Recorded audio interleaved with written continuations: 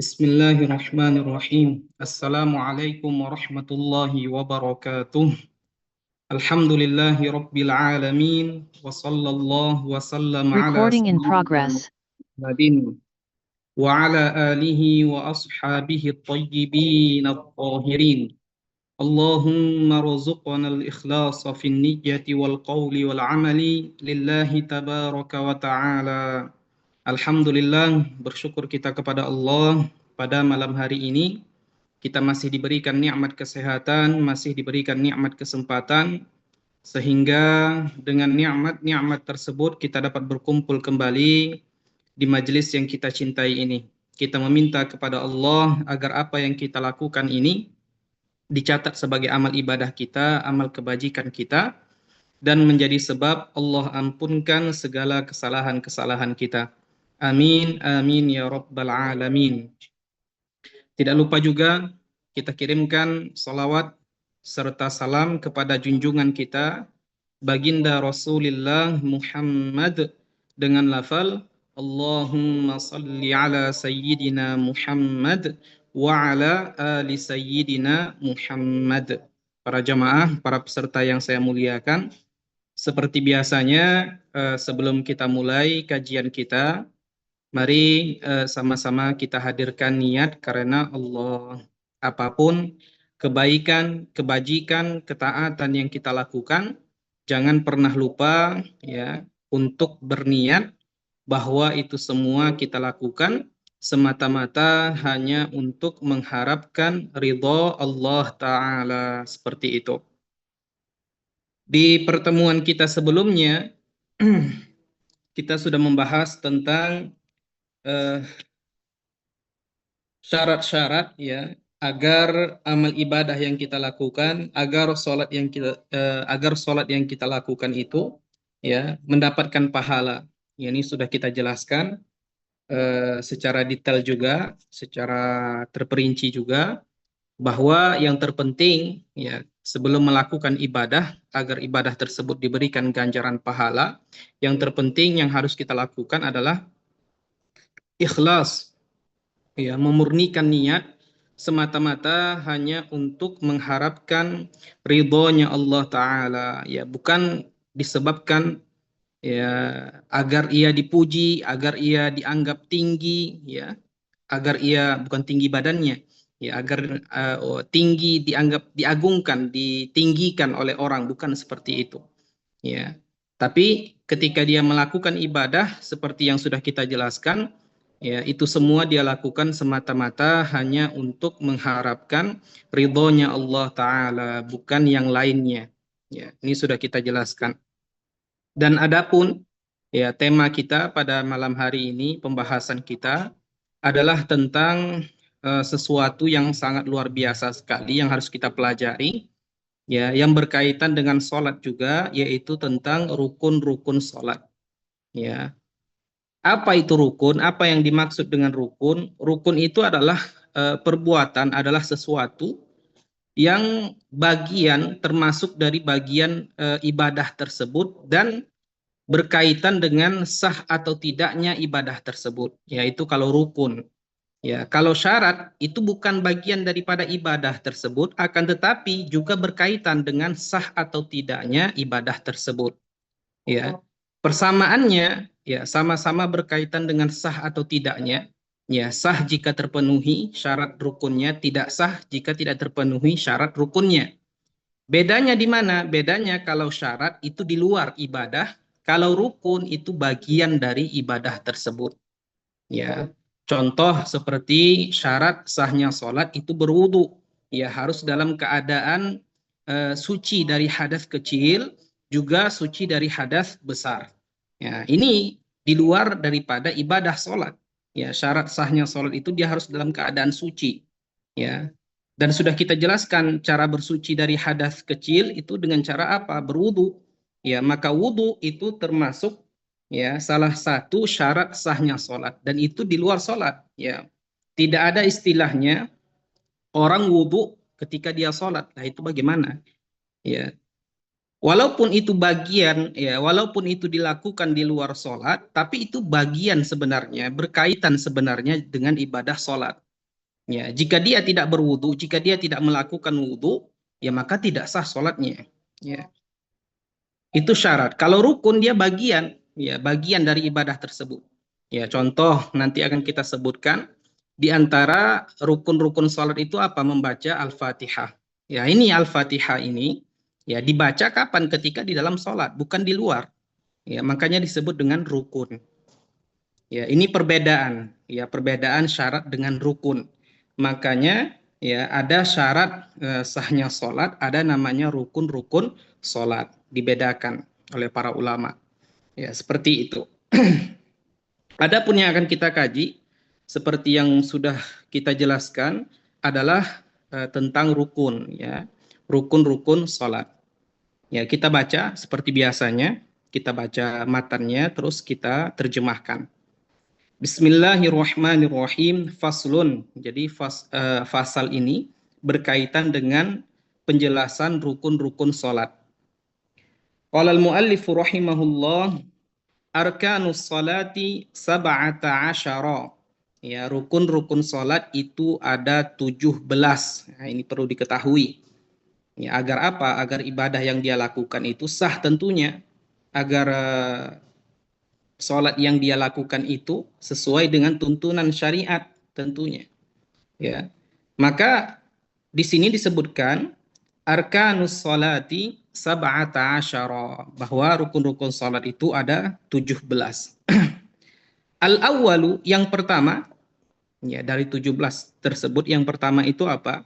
An-niyatu bil qalbi lil fi'li. Ya, berniat dalam hati untuk melakukan sholat. Ya, jadi yang pertama itu niat.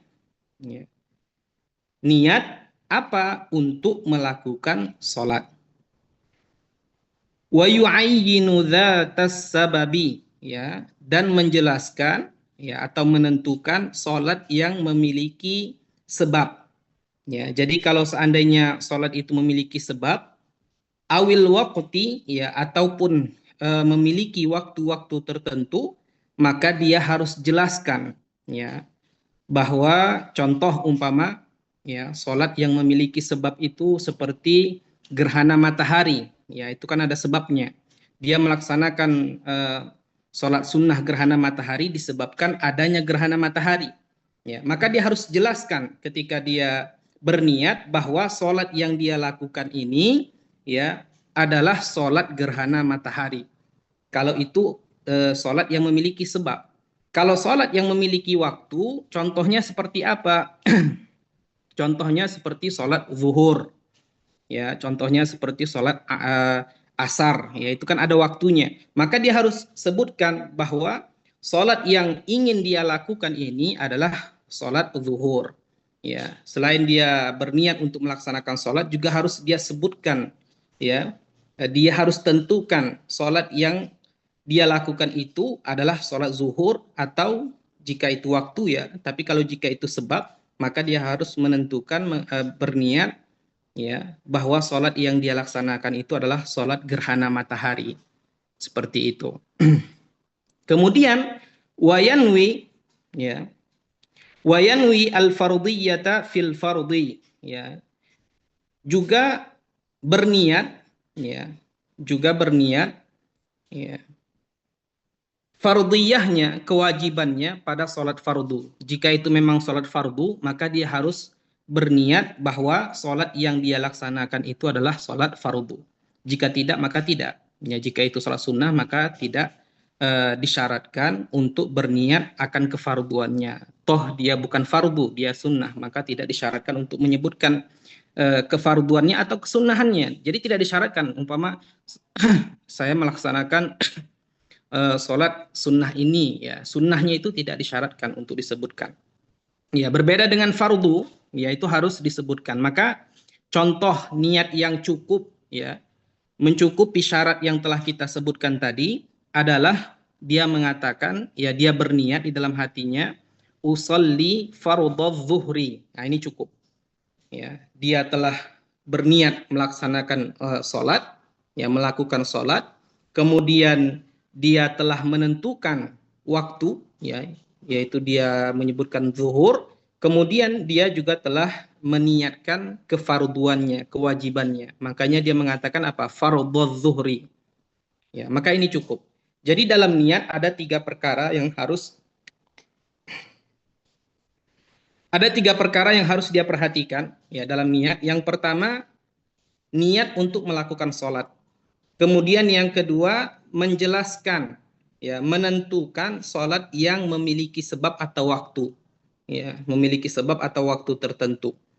Ya. Yang ketiga, juga meniatkan fardiyahnya, ya, kewajibannya pada sholat fardu. Jika itu sholat fardu, maka itu harus disebutkan fardunya. Ya, ini yang berkaitan dengan niat. Tiga perkara ini harus dilakukan, harus diniatkan agar apa? Ya, niatnya itu dikatakan cukup, agar niatnya itu dikatakan sah seperti itu. Kemudian perlu kita ketahui juga bahwa niat itu ya seperti yang telah kita sebutkan itu adalah bagian daripada rukun-rukun sholat dan niat itu adalah perbuatan hati. Nah, ini perlu diketahui. Ya, banyak orang yang menyalahfahami, menyalahartikan tentang niat. Ya, niat yang namanya niat itu adalah perbuatan hati. Jadi letak niat itu di mana? Di hati. Ya, tidak disyaratkan. Ya, tidak ada kewajiban dia itu harus mengucapkan niat, itu nggak wajib, ya juga tidak disyaratkan, akan tetapi disunnahkan. Jadi niat itu ketika dia baca, itu disunnahkan. Ya, intinya apa? Jika dia sudah berniat di dalam hatinya, ya baik dia ucapkan atau tidak, maka ini cukup.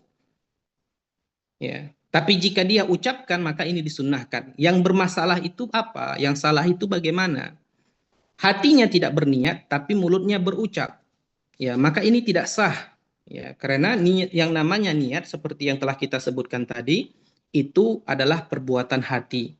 Ya, berkaitan dengan hati, bukan berkaitan dengan lidah. Ini yang perlu difahami. Ya, jadi kalau kita sholat tidak kita baca niat, tapi hati kita sudah berniat ketika takbiratul ihram itu, ya maka sah sholatnya. Maka nanti kalau kita apa namanya ada orang yang kita lihat sedang melaksanakan sholat ketika takbiratul ihram, dia tidak membaca niat, ya jangan disalahkan. Ya jangan disalahkan. Lah kok kamu nggak baca niat? Ya, jangan disalahkan. Begitu juga jika ada orang yang membaca niat juga jangan disalahkan. Ya, bisa jadi dia di dalam hatinya sudah berniat, kemudian dia ingin mendapatkan sunnah, maka dia ucapkan. Ya, ini yang perlu kita fahami. Jadi niat itu kapan? Ya, yang berkaitan dengan tiga tadi. Yang pertama niat melakukan sholat, kemudian menentukan sholat tersebut ya jika berkaitan dengan sebab atau waktu, kemudian juga disertai dengan niat kefarduannya, kewajibannya. Ini semua tiga perkara ini kapan? Ya, kapan dikumpulkan, kapan dilaksanakan, kapan diniatkan? Ketika takbiratul ihram. Ya, ini dalam madhab Imam Syafi'i. Ya, ingat ya, apapun yang kita sampaikan di sini, ya ini semua fikihnya madhab Imam Syafi'i. Ya, kita tidak mengkaji madhab imam lain, kita tidak mengkaji madhab Imam Ahmad, ya kita tidak mengkaji madhab Imam Malik, kita juga tidak mengkaji madhab Imam Abi Hanifah. Ya, bukan berarti madhab mereka itu bermasalah, tidak. Ya, madhab mereka itu diakui dan juga banyak pengikutnya seperti madhab Imam Syafi'i. Tapi yang kita kaji sekarang, yang kita bahas sekarang ini semua berada di bawah lingkup madhab Imam Syafi'i. Seperti itu. Di bawah ruang lingkup mazhab Imam Syafi'i. Iya. Nah, akan tetapi, nah ini ada tapinya lagi. Tadi kan kita sebutkan apa? Dalam niat itu ada tiga perkara yang harus dia perhatikan. Yang pertama, niat melakukan sholat, kemudian menentukan sholat yang dia lakukan itu jika memiliki sebab dia sebutkan, jika memiliki waktu juga harus dia sebutkan. Kemudian yang ketiga tadi kita sebutkan apa? Dia harus juga apa namanya meniatkan kefarduan jika itu memang sholat fardu. Nah ini yang tiga ini ternyata ada perbedaan. Ya ada perbedaan pendapat dalam mazhab Imam Syafi'i sendiri. Ada yang mengatakan itu harus, ya, ada yang mengatakan tidak harus. Ya. Artinya apa? Tidak harus disebutkan kefarduannya. Maka jika dia niat seperti usolli zuhro, ya tanpa dia sebutkan fardunya, fardhu zuhrinya, tanpa dia sebutkan fardonya, maka sebagian pendapat dalam mazhab Imam Syafi'i mengatakan sah niatnya. Ya, seperti itu. Ya, sampai di sini ada yang ingin ditanyakan? Ini penting. Jadi saya harapkan semuanya faham dengan apa yang sudah kita sampaikan. Ada yang ingin ditanyakan atau semuanya jelas?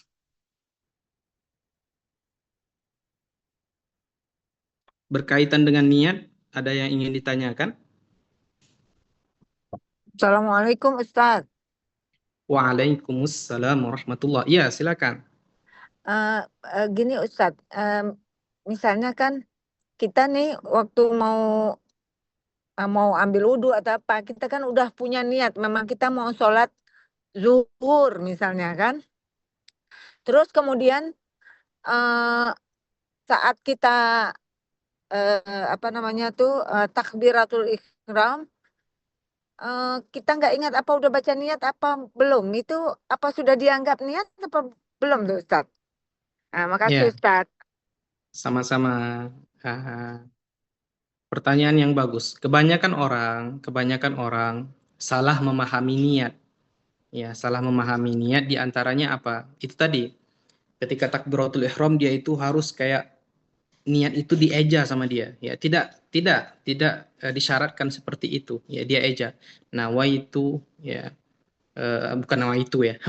Usalli kata dia. Usalli fardhu az-zuhri ya arba'a raka'atin ma'muman lillahi ta'ala. Dia eja.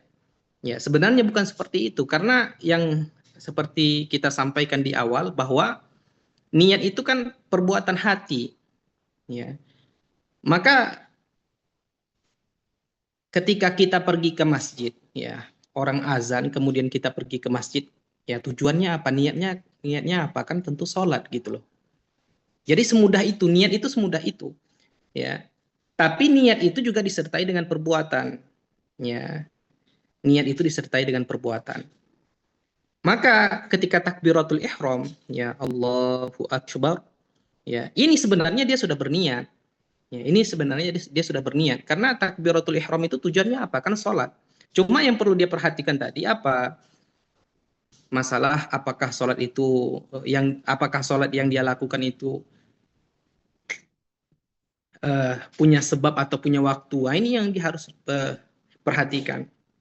Kemudian apakah sholat yang dia lakukan itu sholat sunnah atau sholat fardu. Nah, ini yang perlu dia perhatikan.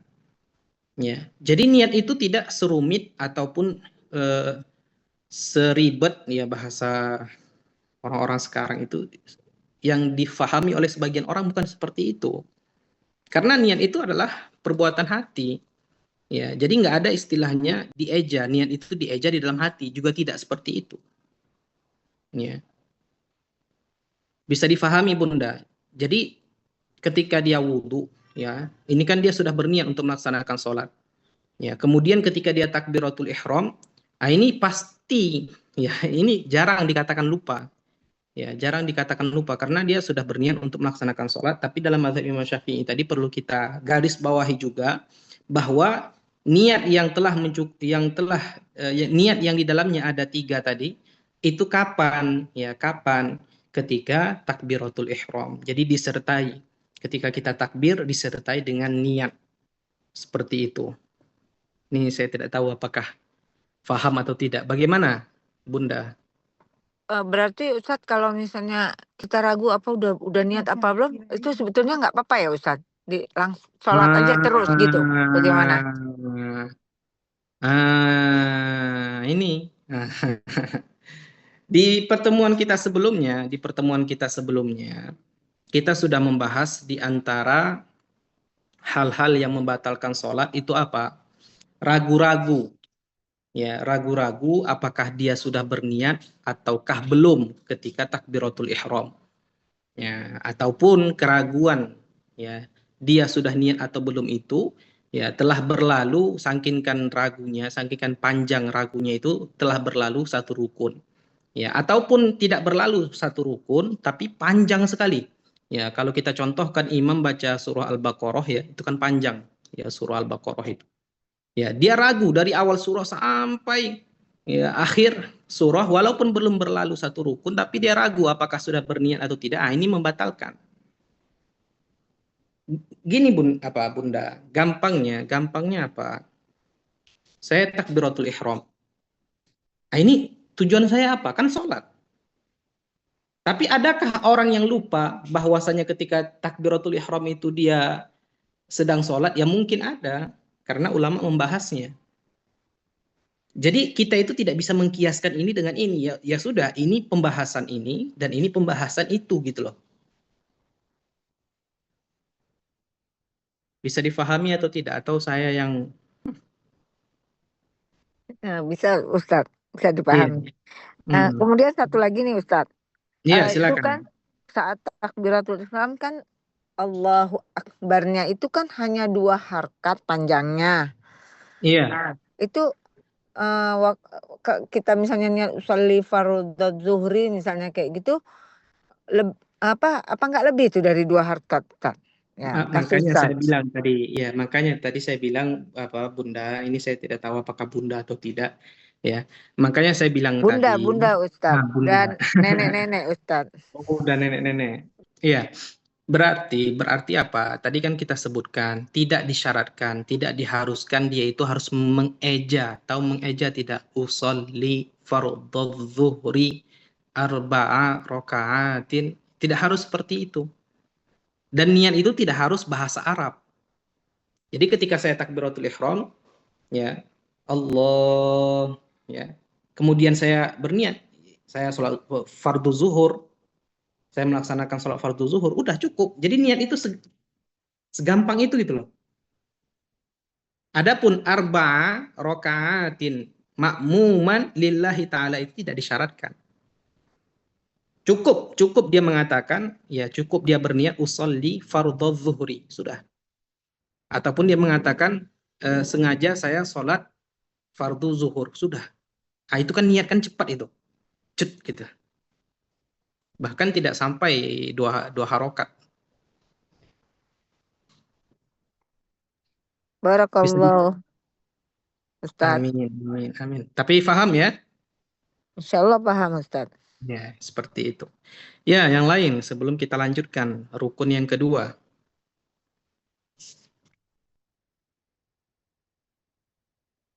Sudah ya? Kita Assalamualaikum lanjutkan. warahmatullahi wabarakatuh. Waalaikumsalam warahmatullah. Satu pertanyaan, Bunda. Belum bertanya. Iya, Iya, Ustaz.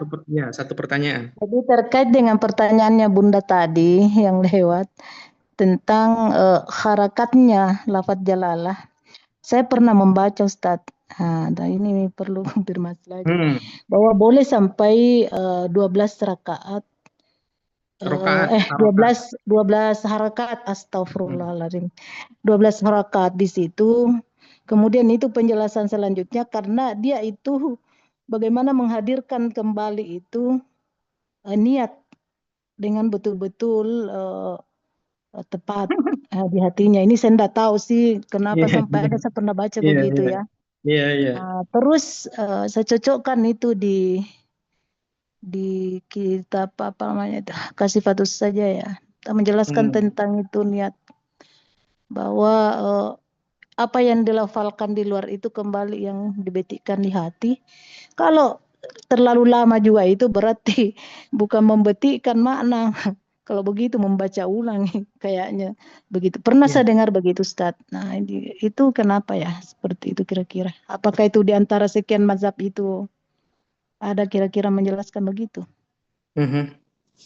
Ya, demikian pertanyaan saya Ustaz seperti itu. Iya, Asli. sama-sama. Iya.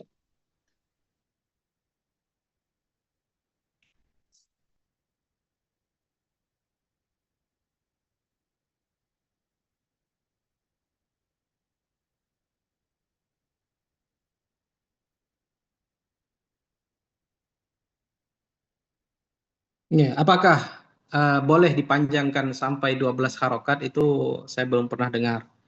Tapi kalau lebih dari 2, ya lebih dari 2 itu dibolehkan oleh para ulama. Ya, contohnya bagaimana? Ketika sujud, ya ketika sujud setelah selesai sujud yang kedua kalinya, pada rakaat pertama dia kan harus bangun untuk rakaat yang kedua, ya.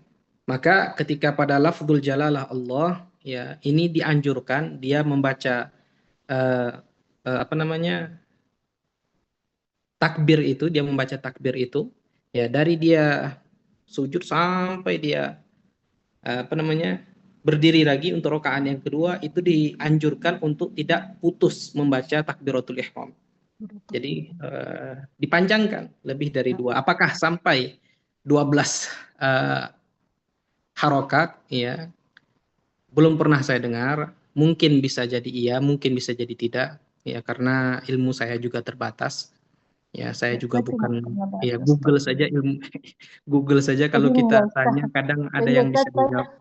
saya pernah makmum 1 kali sama imam yang memang lama sekali begitu. Allah, takbiratul ihram ini di depan baru mengawal panjang banget. Bukan pada saat takbiratul ihram seperti ini, tidak. Tapi ketika dia sujud, ingin bangun lagi kepada rakaat yang kedua. Ya, Ustaz. Ini kan ada jeda ini sebenarnya. Nah, Tapi ini saya dianjurkan. Ya, Ustaz, sebentar. pengalaman Ini, saya di iya, takbiratul ihram awal, saya pernah ikut iya, makmum 1 kali. iya. Ini bukan masalah, saya ulangi. Ini bukan Ya, masalah takbiratul ihram. Ya. Tapi ini masalah di sujud kedua pada rakaat pertama itu kan bangun lagi, kan dia harus bangun untuk rakaat yang kedua. Ini kan dari dia sujud ke bangun itu kan ada jeda waktu. ya. Kalau dia membaca takbir apa namanya, takbir itu hanya 2 harokat, maka akan ada jeda ya sampai dia berdiri. Nah, di sini para ulama menganjurkan apa? Agar takbir itu dia baca sampai dia berdiri. Nah, itu kan pasti lebih dari 2 harokat. Apakah sampai di 2 harokat 12. aja? Iya, 12 harokat Ya, itu saya panjang, pernah Bunda. baca. Itu bukan sesuatu yang pendek. Nanti Ya, ku cari saya lagi itu di mana saya baru tidak ku baca. ya, saya tidak tahu 12 itu sampai Iya, Ustaz. sampai Ya, saya sampai pernah baca, Ustaz. Insya Allah nanti saya cari Nah, itu di mana lagi saya baca itu. ya, Iya, ya seperti itu. Faham? iya Ustaz, paham banget. Adapun ketika takbiratul ihram itu saya tidak pernah dengar. Dan ketika saya mengatakan saya tidak pernah dengar, bukan artinya saya menafikan. Ya, bukan Iya, berarti saya Ustaz. menafikan. Makanya saya sebutkan bisa jadi apa yang Bunda dapatkan itu benar, bisa jadi tidak. Dan sudah kita sering ya kita sebutkan, kita ingatkan bahwa membaca itu bukan apa namanya, bukan cara untuk mendapatkan ilmu, tidak. Ya, Iya, Ustaz. kita itu tidak boleh ingin mendalami agama hanya dengan modal baca buku saja, tidak boleh. Karena apa? Karena yang di buku itu kan belum tentu semuanya benar. Ya, kadang mereka mengambil pendapat ulama kontemporer, bahasa sekarang ya, ulama yang dekat dengan zaman kita. Mutaakhirin. Iya. Bukan ya ulama mutaakhirin bahasa Arabnya, atau kontemporer bahasa orang sekarang ya. Tapi mereka tidak mengambil pendapat ulama yang sebelum mereka, padahal pendapat itulah yang paling kuat. Artinya apa? Kesimpulannya apa? Kita butuh bimbingan. Kalau kita baca buku ada gurunya tidak masalah, tapi kalau kita hanya baca buku kemudian kita fahami, kemudian kita praktekkan atau bahkan kita sebarkan, nah ini yang masalah. Karena belum tentu yang kita baca itu adalah pendapat yang paling kuat, ataupun belum tentu buku yang kita baca itu adalah pendapat yang benar. Ya, ini perlu hati-hati, perlu kehati-hatian. Maka saya tekankan sekali lagi, ya, untuk mendapatkan ilmu itu tidak cukup dengan membaca saja, ya, tapi harus berguru. Nabi saja mengatakan apa?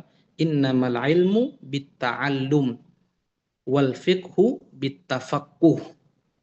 Ya. Kuncinya apa? Harus ada gurunya. Ya. Dan sanad dalam agama itu penting. Sanad keilmuan itu penting. Ya. Laulal isnad, ya kata salah satu ulama besar itu ya.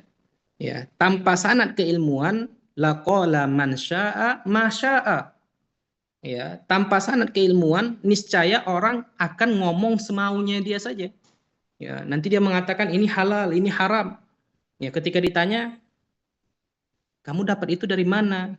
Ya, kamu ngajinya sama siapa? Dia bilang apa? Nggak ada, saya pengen bilang gitu aja. Emangnya kenapa? Nah, kan nggak mungkin seperti itu. Makanya Islam itu sampai sekarang itu masih murni, ya, masih terjaga. Kenapa? Karena kita punya sanad keilmuan, mata rantai. Ya, kalau ada yang bertanya kepada saya, ini Jumri yang kamu sampaikan ini dapatnya dari mana? Saya akan lantang mengatakan, saya akan berani menyatakan bahwa ini dalam kitab ini, ya, saya mengambil kitab ini dari guru ini mengambil dari guru ini, dan begitu seterusnya. Artinya apa? Saya punya sanad keilmuan, saya punya mata rantai keilmuan. Tapi kalau saya modal baca saja, ya, ada orang bertanya kepada saya, kamu mengatakan ini halal, mengatakan ini haram, dapatnya dari mana? Kemarin saya baca di Google, ini hukumnya halal.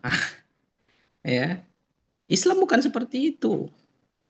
Ya, Nabi saja belajar loh. Nabi saja belajar, ada gurunya. Ya, para sahabat itu ada gurunya. Siapa? Baginda Rasulullah. Lah siapa kita gitu loh. Imam Syafi'i itu ada gurunya. Ya, Imam Ahmad, ya, Imam Abi Hanifah, ya, Imam Malik, dengan kapasitas keilmuan mereka, dengan bahasa sekarang itu EQ, ya, ya, kemampuan hafalan, ya, pemikiran dan lain sebagainya. Mereka itu tinggi, mereka punya guru. Ya, apalagi kita ini yang EQ-nya mungkin ya tidak, sekarang ya lagi dibahas masalah EQ, ya, ada yang 40, ada yang segala macam, ya. Apalagi kalau EQ-nya cuma ya 20, 10 umpamanya, ya. Kemudian nanti ketika dinasehati, mereka manusia, kita manusia.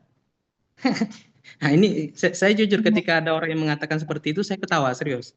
Ya, kan sekarang itu orang sudah mulai berani berfatwa tanpa ilmu, ya, ngomong semaunya dia.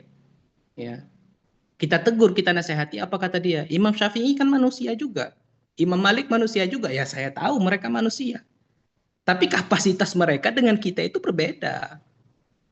Ya, mereka itu Sahih Bukhari, Sahih Muslim itu mereka hafal. Ya, kita hafal hadis, rupa perawinya.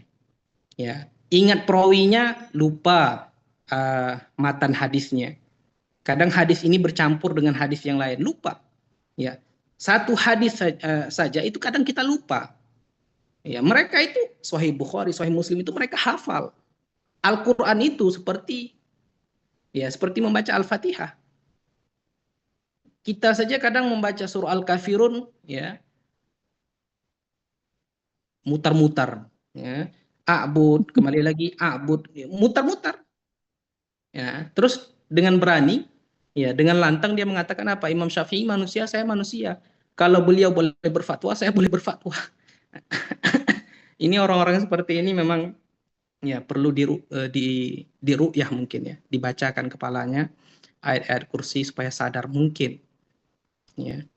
Jadi kapasitas orang itu berbeda-beda. Ya, Nabi juga manusia, tapi kapasitas mereka itu berbeda dengan kita. Sifat mereka itu berbeda dengan kita.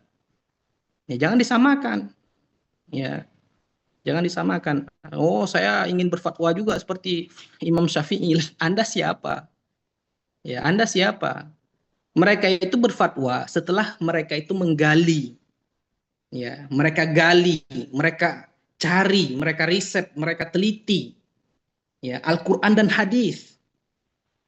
Setelah mereka dapatkan, apakah langsung mereka berfatwa? Tidak, mereka telusuri lagi, ini hadisnya sahih atau tidak.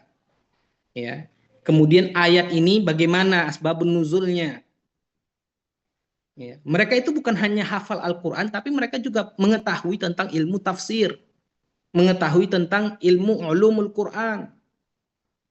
Nah, ini saya tidak tahu kenapa kita sampai pembahas ini. Ya, intinya apa? Ya, ilmu itu tidak didapati dengan cara membaca. Kemudian kita itu tidak boleh sembrono dalam berbicara, ngomong semaunya kita. Ya, harus ada sanad ilmunya. Kamu ngomong ini dapatnya dari siapa? Kalau kita tidak pernah dengar, ya sudah, jangan dijawab. Makanya terkadang ada beberapa keadaan, kalau para peserta ingat, ada yang bertanya kepada saya bilang apa? Nanti akan saya tanyakan. Ya, kenapa? Saya memang belum pernah mendengar. Ya, saya belum pernah mendengar pembahasan itu, dan saya tidak menafikan seperti yang Bunda kita tadi sebutkan, ada yang mengatakan 12 harokat, ya. Saya tidak mengatakan itu salah, saya juga tidak mengatakan itu benar, karena memang saya belum pernah mendengarnya, dan akan saya tanyakan kepada orang yang lebih mengetahui seperti itu. Nah, ini penting, saya ingin menasehati bukan hanya untuk Bunda yang bertanya saja, tapi untuk yang lain juga seperti itu. Ya, tidak boleh kita itu baca buku, ya, terus kita ajarkan ke orang lain tanpa berguru, nggak boleh. Ya, itu harus diperhatikan. Sedikit lagi, yang ke rukun yang kedua, ini berkaitan dengan pertanyaan Bunda Husrina juga. Apa itu rukun yang kedua daripada rukun-rukun salat? Wa yaqulu, ya, wa yaqulu bihaitsu yusmi'u nafsahu ka kulli ruknin qawliyin Allahu akbar wa huwa tsani arkaniha. Artinya apa? Rukun yang kedua daripada rukun-rukun salat adalah mengucapkan, ya, takbiratul ihram, ya, mengucapkan Allahu akbar sekiranya ia memperdengarkan dirinya sebagaimana setiap rukun qauli.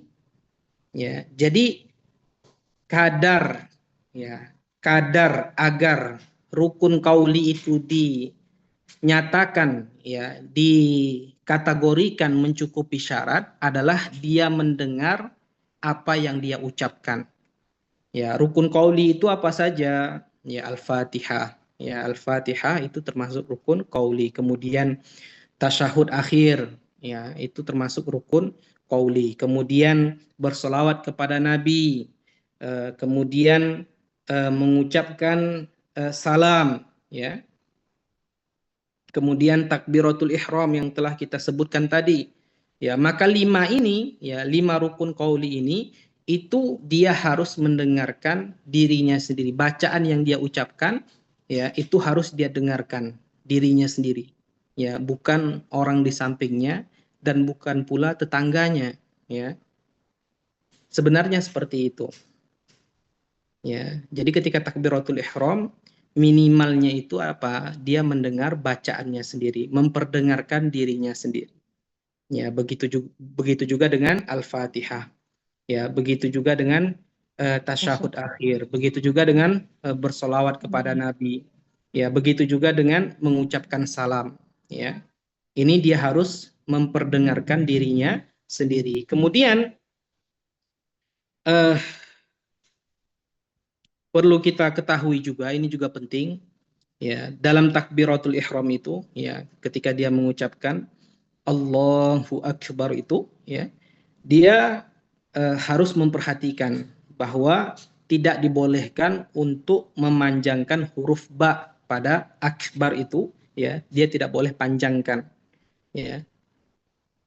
Jika dia panjangkan seperti dia mengatakan akbar, ya, dia panjangkan ba-nya, dia tambah alif setelah huruf ba, artinya dia panjangkan, maka batal sholatnya, tidak boleh, ya, tidak boleh. Kenapa tidak boleh dan kenapa batal sholatnya? Karena kalimat akbar, ya, yang ba-nya itu panjang, dalam bahasa Arab itu adalah jamak daripada kabarun. Ya, jamak daripada kabarun. Apa itu kabarun? Itu gendang. Ya, gendang yang besar. Itu jamaknya. Jamaknya adalah akbar, mufradnya, ya, kata satunya itu adalah kabarun. Ya, artinya apa? Gendang yang besar. Maka, ya, maka seakan-akan dia mengatakan, kalau dia panjangkan huruf ba-nya, ya, seakan-akan dia mengatakan wal'iyadzubillah, tentunya seakan-akan dia mengatakan Allah itu memiliki gendang yang besar, ya, memiliki gendang telinga yang besar ataupun semisalnya seperti itu. Maka tidak boleh, ya. Kalau dia tahu makna tersebut dan tetap dia ucapkan, selain batal sholatnya, juga batal Islamnya. Ya, selain batal sholatnya, juga batal Islamnya. Kalau dia tahu makna dari akbar itu adalah gendang yang besar. Tapi kalau seandainya dia tidak tahu, ya, maknanya dia tidak tahu, tapi dia panjangkan ba-nya, maka hanya sholatnya saja yang batal. Tapi kalau dia tahu maknanya dan tetap dia lakukan, maka selain sholatnya yang batal, ya, selain sholatnya yang batal, Islamnya juga batal. Ya, ini sudah kita jelaskan perkara-perkara yang membatalkan keislaman. Jadi dalam agama kita, ya, Islam itu ya sama dengan ibadah-ibadah yang lain. Maksudnya bagaimana? Sama dari segi apa? Seperti halnya sholat, ya, seperti halnya puasa, ya, ada hal-hal yang membatalkan, maka Islam juga ada perkara-perkara yang bisa membatalkannya, perkara-perkara yang bisa memutuskannya, merusaknya, yang disebut dengan ar-riddah. Ya. Perbuatannya disebut dengan riddah, pelakunya disebut dengan murtad. Ya. Perbuatannya disebut dengan kufur, pelakunya disebut dengan kafir. Ya. Jadi kata kafir itu sebenarnya bukan kata-kata yang ekstrim sebenarnya. Ya, ini juga banyak disalahpahami oleh sebagian orang. Perbuatannya mencuri, pelakunya disebut apa? Pencuri. Ya, perbuatannya membunuh, pelakunya disebut apa? Pembunuh. Ya, kalau perbuatannya kufur, maka pelakunya disebut apa? Kafir. Jadi bukan kata-kata yang ekstrim sebenarnya, tapi banyak orang kadang ya ketika mendengar kata-kata kafir itu kayak apa gitu kan, hal-hal apa gitu. Padahal tidak, ya. Ya, kalau dia melakukan kekufuran, maka dia dikategorikan kafir. Tapi untuk untuk kehati-hatian kita ketika mengajar, ketika berdakwah tentunya, ya kalau bisa semaksimal mungkin menjauhi kata-kata kafir dan gunakan kata-kata yang lebih ringan dan bisa diterima oleh orang. Contoh, keluar dari agama Islam, ya batal Islamnya, ya batal keimanannya, ya dia bukan muslim, ya seperti itu. Ya. Itu kalau dia panjangkan huruf ba-nya. Kemudian juga perlu diperhatikan ya ketika dia membaca kalimat akbar tadi, ya kalimat akbar tadi, disyaratkan dia tidak memanjangkan huruf hamzahnya, ya yang berada pada lafzul jalalah Allah. Ya. Jadi ketika mengucapkan takbiratul ihram ada perkara-perkara yang perlu diperhatikan. Yang pertama pada kalimat akbarnya itu ya tidak boleh dipanjangkan ba-nya. Nah, itu sudah kita jelaskan. Sekarang kita akan membahas pada kalimat lafzul jalalati Allah, ya. Tidak boleh ditambah hamzah, ya, tidak boleh dipanjangkan hamzahnya. Seperti dia mengatakan apa? Allah, nah, itu bahaya. Seakan-akan hamzahnya ada dua. Ya.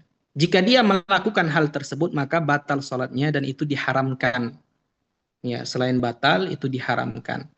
Ya, tapi kalau dia faham ya makna dari ketika dia panjangkan huruf hamzah pada awal lafal jalalati Allah, ya dia faham maknanya bahwasanya itu adalah istifham, bertanya, ya, dan dia sengaja mengucapkan hal tersebut maka dia juga batal Islamnya. Jadi seakan-akan dia itu bertanya, apakah, ya, istifham itu apa? Tanda tanya. Ya, selalu ada tanda tanya di akhir kalau istifham itu. Jadi seakan-akan dia mengatakan seperti ini, apakah Allah itu maha besar daripada yang lainnya? Seakan-akan seperti itu. Ya, maha besar dari kekuasaannya, dari segi ilmunya, ya. Ataukah ada yang lebih, ya. Seakan-akan dia mengatakan seperti itu. Nah, ini kan ya kekufuran. Ya, ini kan kekufuran. Ya, dia menyekutukan Allah Subhanahu wa taala, seakan-akan seperti itu. Ya, maka tidak boleh ya dia panjangkan huruf hamzah yang berada pada awal lafal jalalah Allah. Kalau dia panjangkan dan dia tidak tahu maknanya tapi dia panjangkan maka batal sholatnya dan diharamkan. Tapi kalau dia tahu bahwasanya makna itu adalah tanda tanya, seakan-akan dia menanyakan akan kekuasaan Allah, akan besarnya kekuasaan Allah, ya seakan-akan seperti itu, maka batal sholatnya, batal juga Islamnya. Ya, seperti itu. Kemudian juga perlu diperhatikan, ya disyaratkan apa? Untuk tidak menambah huruf waw. ya sebelum lafal jalalah Allah. Ya, seperti mengatakan apa? Wallahu akbar kata dia. Ya dia tambah huruf waw sebelum lafal jalalah Allah. Ya, sebelum lafal jalalah Allah, ya dia tambah huruf waw. Ya, maka ini juga tidak sah salatnya. Ya, tidak boleh. Ya. Dan terkadang kita mendengar hal itu terkadang ya. Saya tidak mengatakan kebanyakan, tapi terkadang kita dengar sebagian orang itu mengatakan wallahu akbar kata dia. Nah, ini perlu diperhatikan. Tidak boleh. Ya, kalau dia lakukan maka tidak sah salatnya. Kemudian begitu juga kalau dia tambah huruf waw tadi antara lafal jalalah Allah dengan lafal akbar. Ya, ini jika dia tambah batal salatnya. Contoh seperti dia mengatakan Allahu akbar kata dia. Ya, seperti dia mengatakan Allahu akbar bagaimana saya mengatakan? Saya juga sulit. Allahu wa akbar kata dia. Ya, tidak boleh. Ya, tidak boleh, maka batal salatnya. Jika dia menambahkan huruf waw baik di awal lafal jalalah Allah ataupun di tengah-tengah antara lafal jalalah Allah dengan akbar, ya lafal akbar, ya ini batal salatnya. Begitu juga seandainya ya dia mengganti huruf hamzah pada kalimat akbar, yaitu kan huruf alif ya atau huruf hamzah namanya. Dia ganti menjadi huruf waw. Nah, ini yang sering terjadi juga. Dia mengatakan apa? Allahu akbar kata dia. Wakbar kata dia. Ya, bukan akbar tapi wakbar kata dia. Ya, ini juga membatalkan sholat. Ya. Jadi bagaimana? Ya sudah, baca sebagaimana yang tertulis. Ya, jangan mau semau kita saja. Ya, ini juga ada yang mengatakan yang penting kita sholat. Nah, ini juga perkataan yang bermasalah. Ya, yang penting kita sholat. Ya, sah atau tidaknya bukan urusan Anda, bukan urusan saya, itu urusan Allah. Ya. Memang betul seperti itu, tapi ya perlu diperhatikan juga ya syarat dan rukunnya. Ya, Anda sholat tidak berwudu ya tidak sah sholatnya. Ya, begitu juga dengan hal-hal yang telah kita sebutkan tadi. Ya, dia baca takbiratul ihram itu semaunya dia saja. Ya, seenaknya dia saja karena mementingkan gaya, bukan gaya ya, maksudnya mementingkan nada ya. Orang Riau itu bilang begayo ya, bernada ya bahasa apanya. Artinya melagukan ya kan kebanyakan orang itu sebagian orang ada yang seperti itu. Ya, mengikuti lagu. Ya, bukan lagu di sini bukan lagu yang difahami oleh sebagian orang, bukan kan ketika membaca Al-Qur'an itu kan ada ada lagu-lagunya ya, nahrawan, ada ini gitu ya. Ini orang yang kalau belajar tilawah dia paham apa yang saya maksudkan ya, karena dia mengikuti nada ataupun lagu ya, maka salah bacaannya, ini bermasalah ya.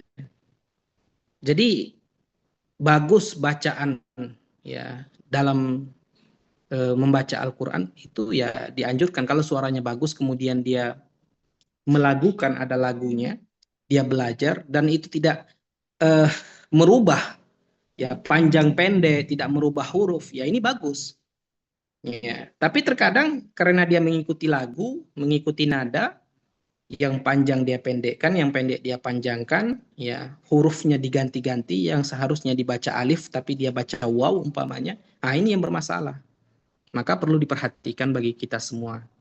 Ya, saya tidak mencela tentunya, tapi seperti yang saya sebutkan tadi, bagus kalau dia mengikuti nada, tapi juga perlu diperhatikan ya bacaan-bacaan Al-Qur'annya seperti itu. Kemudian terakhir ya, jika seandainya ini sering terjadi, jika seandainya ketika kita takbiratul ihram itu kadang ada orang yang was-was ya. Was-was itu apa?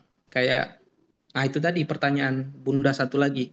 Dia itu takbir kayak dia panjangkan, kemudian ragu, ya. Akhirnya apa? Ulangi lagi. Ya, ragu, ulangi lagi. Ya, ada orang yang seperti itu, ada. Saya kebetulan pernah ketemu orang yang seperti itu. Dan ini tidak baik tentunya. Ya, was-was itu adalah bersumber daripada syaitan. Ya, jadi jangan diikuti, dilawan. Jadi ketika dia was-was sehingga dia mengulangi takbiratul ihram berkali-kali, ya, sehingga mengganggu orang yang berada di dekatnya atau orang yang berada di sampingnya yang juga ingin sholat, ya, mengganggu makmum yang lain, ya, maka ini diharamkan. Ya, ini perlu diketahui.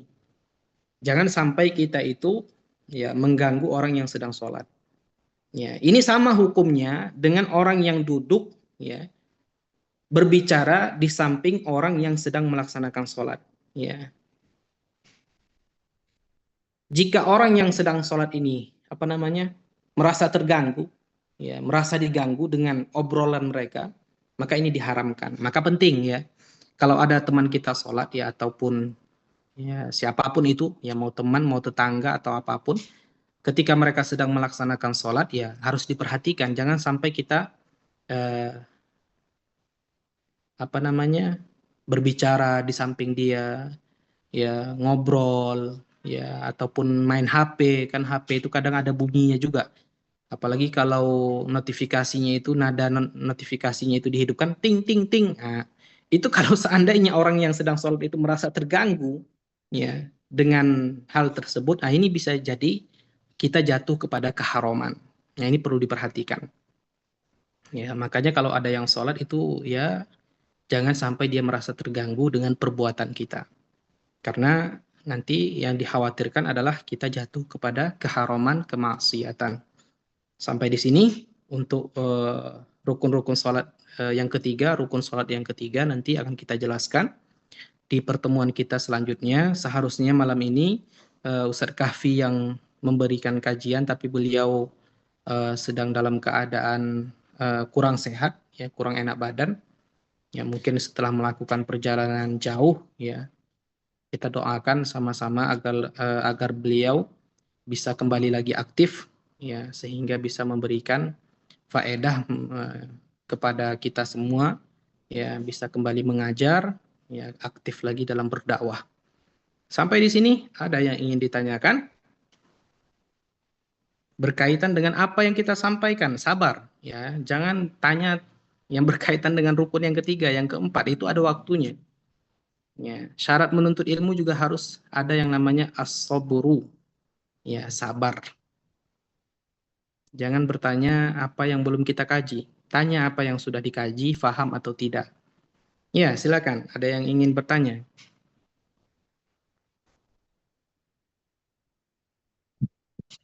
Atau semuanya jelas? Kalau jelas, mohon dikatakan Ustaz, jelas. ada pertanyaan satu. Siapa? Bunda Husrina? Ya, itu tadi Iya. rukun qauli. Oke, satu pertanyaan Bunda. Tidak boleh lebih dari satu. Satu aja. Oke, baik. Iya, silakan. Jadi rukun qauli itu kadar didengar telinga sendiri. Saya sholat berjamaah di salah satu masjid. Ya, ada itu seorang ibu-ibu. Dia karena didengar telinga sendiri, ya mungkin karena dia sudah tua, ya. Jadi besar sekali caranya dengar sendirinya, akhirnya terganggu di samping kiri kanan. Oke, paham. Itu sebenarnya kadar dimaksud itu dengar telinga sendiri itu gimana, Ustaz?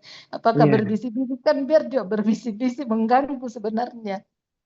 Kalau salat jamaah dan ketika kita sendiri, Ustaz, kira-kira gimana? Kalau berbunyi keluar sendiri aja kita misalnya, karena kadar dengar telinga sendiri kan ada yang tuli-tuli misalnya. Makasih. Waalaikumsalam warahmatullahi. Jadi ketika kita menyebutkan kadarnya itu adalah mendengarkan dirinya sendiri, ini pada umumnya, ya.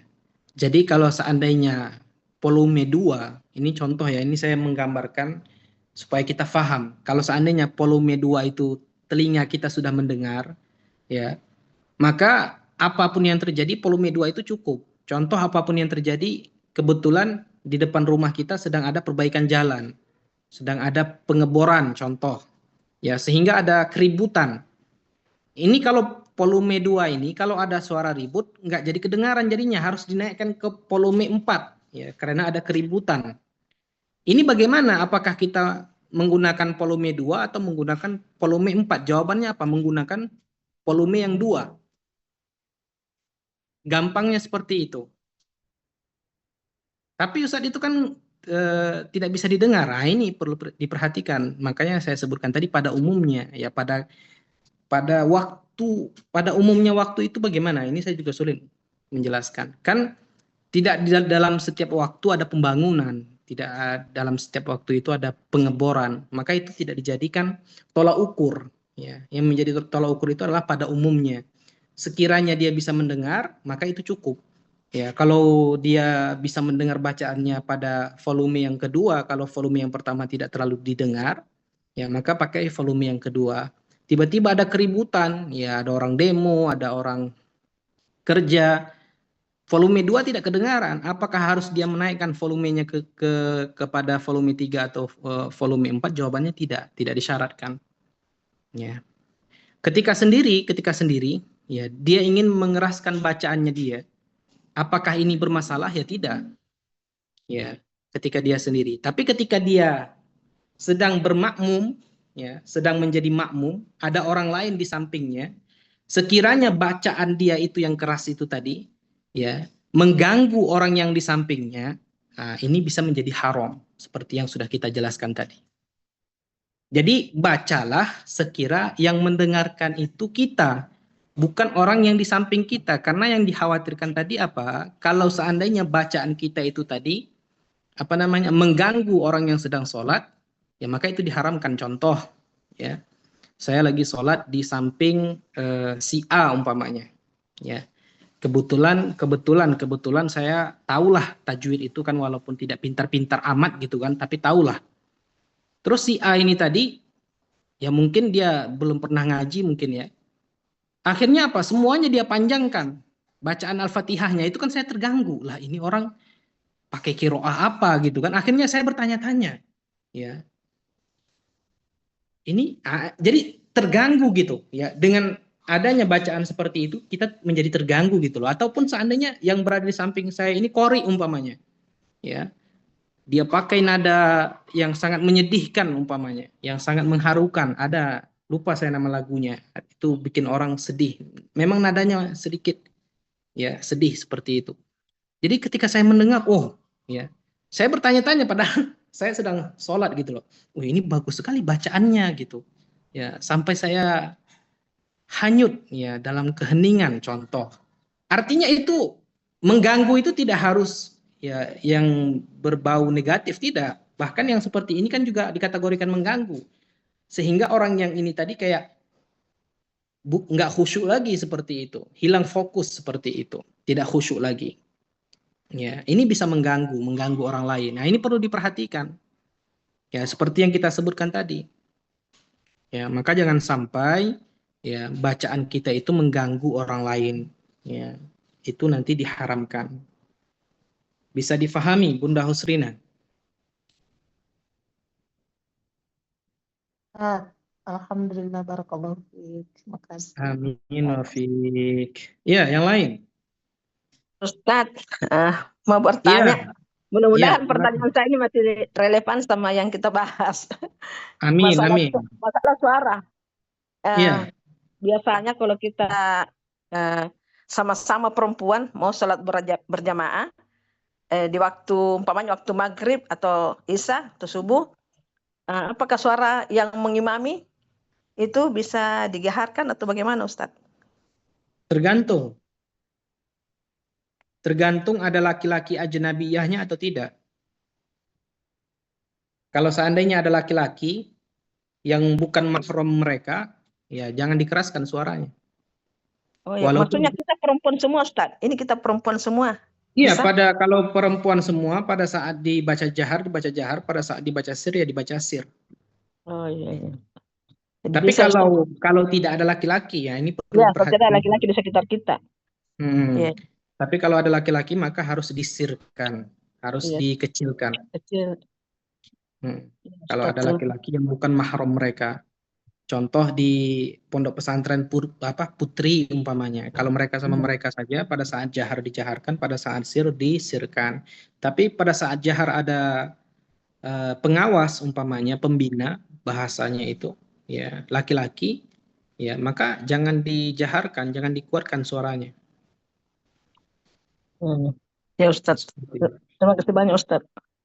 Ya, sama-sama. Ya, yang lain.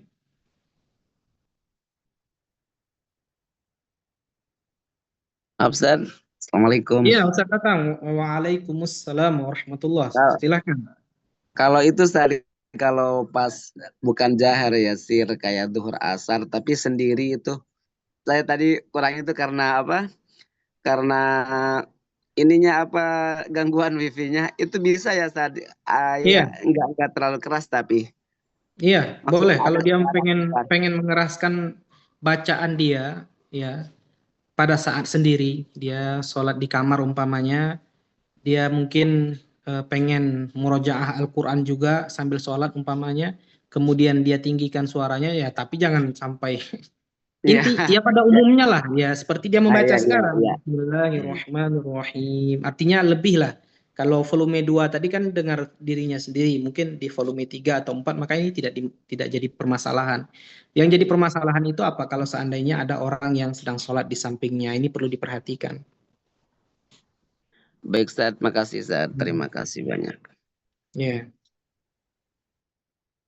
Ya, yang lain. Ini saya tidak tahu ya apa yang saya jelaskan ini paham atau tidak. Kenapa bertanya yang kebanyakan di luar? Memang berkaitan tapi di luar pembahasan kita. Yang saya jelaskan dari awal sampai terakhir tadi jelas atau tidak? Kalau jelas katakan jelas supaya kita tutup kajiannya. Jelas Ustaz, jelas Ustaz. Jelas. Nah, alhamdulillah. Kalau sudah kita tutup ya supaya tidak ada yang bertanya lagi. Ya. Seperti itu.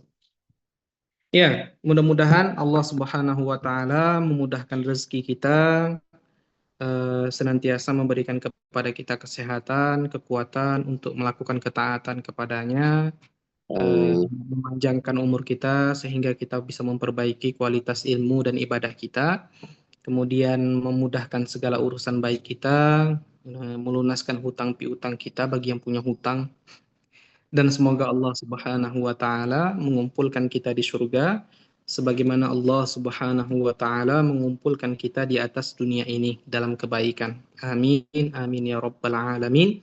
Kita tutup dengan bacaan tahlil, sholawat dan istighfar. La ilaha illallah. Allahumma salli ala sayyidina Muhammad وعلى آل سيدنا محمد رب اغفر لي ولوالدي وللمؤمنين والمؤمنات والحمد لله رب العالمين بارك الله فيكم السلام عليكم ورحمة الله وبركاته Waalaikumsalam warahmatullahi wabarakatuh. Terima kasih banyak. Barakallahu fiik. Amin wa fiik, amin wa fiik.